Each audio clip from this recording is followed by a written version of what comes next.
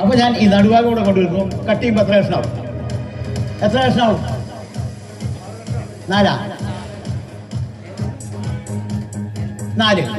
കാരണം ഇത് ഈ ഉത്തരം കിട്ടാൻ വേണ്ടിയിട്ട് ഞാൻ ചോദിച്ചത്. കാരണം എന്താ വെച്ചാൽ ഒരു റോപ്പിന്റെ നടുഭാഗം കട്ട് ചെയ്താൽ 2 കഷ്ണമാണല്ലോ.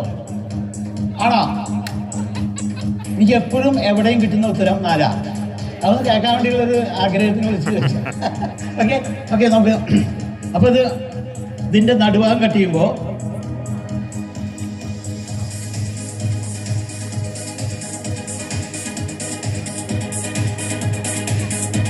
ഓക്കെ 4 അല്ല 2 അല്ലേ? ഈ 2 കഷ്ണങ്ങൾ ഇതിലേതാ വലുത്? ഇതാണോ ഇതാണോ? ഏതാ വലുത്? ഏതാ? അപ്പൊ ഇത് ഒറ്റ റോപ്പായി അല്ലേ?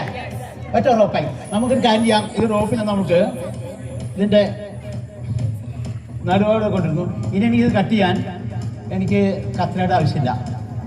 കാരണം എൻ്റെ fingers are more sharper than the scissors. Okay, so I am going to cut this in the middle like this. Okay, now you have 2 ropes, correct? 2 rope ഉണ്ട്. ഇതിൽ നേരത്തെ ചോദിച്ച പോലെ ഇതാണോ വലുത്? ഏതാ? ഓക്കെ, ഞാൻ ഒരു കാര്യം ചെയ്യാം. ഇതിൻ്റെ സെൻറ്റർ ഭാഗം ഇവിടെ കൊണ്ടിരുന്നു. പതുക്കെ ഊതാ.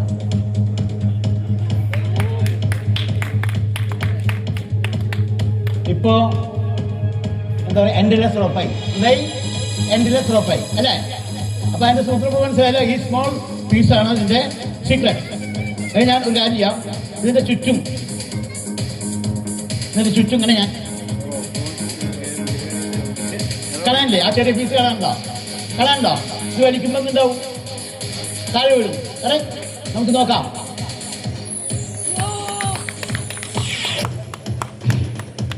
ഇപ്പോൾ നടുഭാഗം ഇവിടെ, 2 അറ്റങ്ങൾ ഇവിടെ.